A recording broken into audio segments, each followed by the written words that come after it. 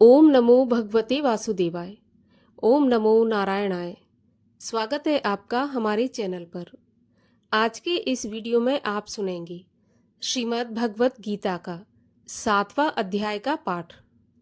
7वें अध्याय का पाठ हमें क्यों सुनना चाहिए? तो 7वें अध्याय का पाठ सुनने से हमारे जीवन में अगर पितृदोष की वजह से कोई भी परेशानी है तो पितृदोष समाप्त होता है और परेशानी दूर होती है। इसके साथ ही अगर हमारे पितृगण किसी भी पाप के कारण अधोगति में पड़े हैं और उन्हें सद्गति प्राप्त नहीं हो रही, मोक्ष की प्राप्ति नहीं हो रही, तो प्रत्येक अमावस्या के दिन, पूर्णिमा के दिन, एकादशी के दिन, किसी भी शुभ दिन पर भगवत गीता के 7वें अध्याय का पठन या श्रवण अवश्य करना चाहिए। बल्कि मेरा कहना है कि रोजाना एक बार इस कथा का श्रवण अवश्य करें। इससे पितरों को मुक्ति मिलती है और हमारे जीवन से भी पितृदोष के कारण होने वाली जो बाधाएं हैं वो दूर होती हैं। तो आज के वीडियो में 7वें अध्याय का हम पाठ तो सुनेंगे ही सुनेंगे, इसके साथ ही 7वें अध्याय के पाठ का महात्म्य भी सुनेंगे। क्योंकि जब तक हम महात्म्य नहीं सुनेंगे तब तक पता भी नहीं चलेगा कि 7वां अध्याय क्यों सुनना चाहिए और इससे हमें किस फल की प्राप्ति होती है।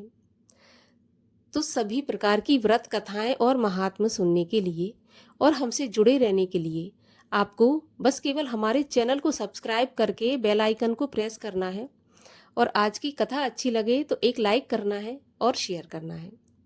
तो चलिए अब हम शुरू करते हैं भगवत गीता के 7वें अध्याय की कथा। भगवान श्री कृष्ण बोले, हे पार्थ, मुझ में मन लगाकर मेरे ही आश्रित होकर योग अभ्यास करते हुए मेरे स्वरूप का संशय रहित पूर्ण ज्ञान कैसे होगा वो सुनो। विज्ञान के सहित वह पूर्ण ज्ञान मैं तुम्हें सुनाता हूँ, जिसके जानने से तुमको इस लोक में और कुछ जानना शेष नहीं रहेगा। सहस्त्रों मनुष्यों में से कोई एक सिद्धि प्राप्ति के लिए प्रयत्न करता है। उन यत्न करने वाले सिद्धों में से भी कोई एक बिरला ही मुझे ठीक जान पाता है। पृथ्वी, जल, अग्नि, वायु, आकाश, मन, बुद्धि और अहंकार, ये 8 प्रकार की मेरी प्रकृति है। इस प्रकृति को अपरा, अचेतन अर्थात जड़ कहते हैं। और हे महाबाहो, इससे दूसरी प्रकृति चेतन है, जिसने संपूर्ण जगत धारण किया हुआ है। इन्हीं दोनों प्रकृतियों से सब प्राणी मात्र उत्पन्न होते हैं। ऐसा जानो, ये प्रकृतियां मुझसे ही उत्पन्न हुई हैं। इस प्रकार जगत की उत्पत्ति और प्रलय का कारण मैं ही हूँ।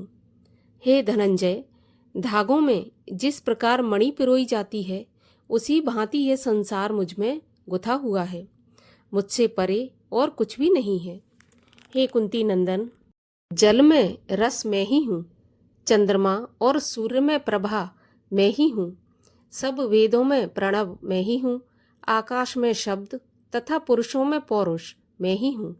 हे अर्जुन, पृथ्वी में जो सुगंध है तथा अग्नि में तेज मैं ही हूँ।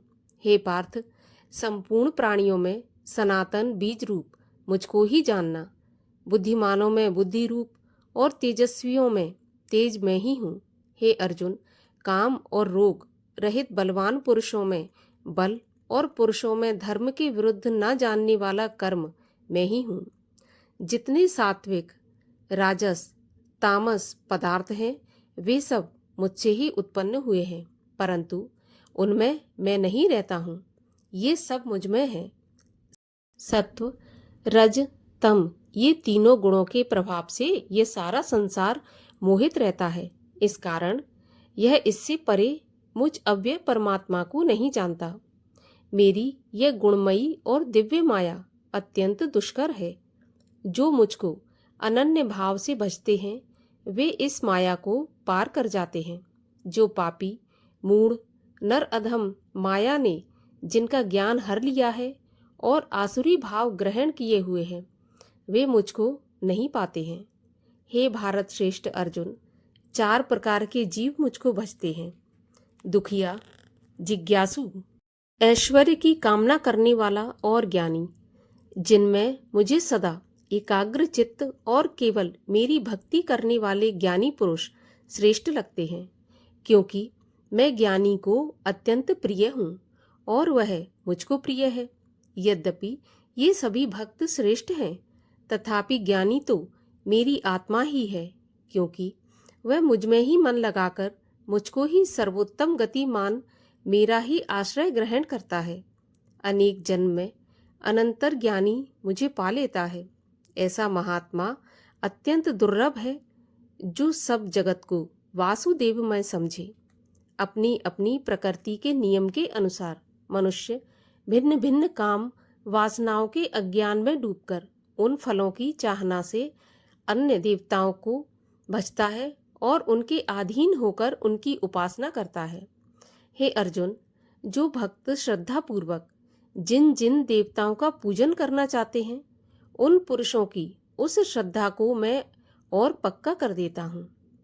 वह इस श्रद्धा से युक्त होकर उस देवता की आराधना करता है, फिर उसको मेरे ही रचे हुए कर्म फल प्राप्त होते हैं, परंतु उन अल्प बुद्धि वालों का फल नाशवान है। देवताओं के आराधना करने वाले देवताओं को मिलते हैं और भक्तजन मुझ में मिल जाते हैं। मेरे अविनाशी अच्युतम स्वरूप को ना जानकर मंद बुद्धि लोग मुझे अव्यक्त को व्यक्त मानते हैं। मैं योग माया से आच्छादित होने के कारण सबको नहीं दिखता हूँ। उसी से मूढ़ लोग अनादि तथा अविनाशी मुझको नहीं जानते। हे अर्जुन, मैं भूत, भविष्य और वर्तमान के सब प्राणियों को जानता हूँ, पर मुझे कोई भी नहीं जानता। हे भारत, हे परंतप, इच्छा और द्वेष से उत्पन्न होने वाले सुख दुख आदि द्वंद्वों के मोह से जगत के सभी प्राणी भ्रम में फंस जाते हैं। जिन पुण्य आत्माओं के पाप नष्ट हो गए हैं, वह पुरुष द्वंद्व के मोह से छूटकर दृढ़ निश्चय करके मेरी भक्ति करते हैं।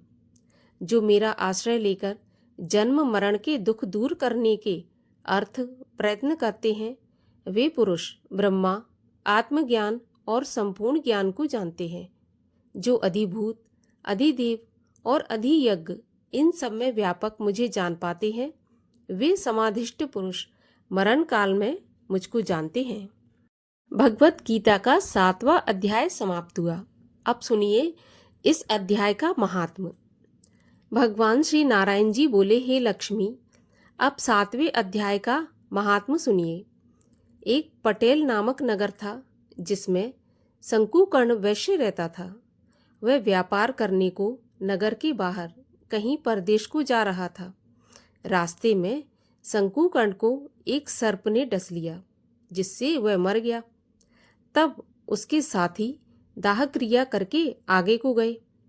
जब लौटकर घर में आए, तब उसके पुत्र ने पूछा, मेरा पिता शंकुकर्ण कहाँ है?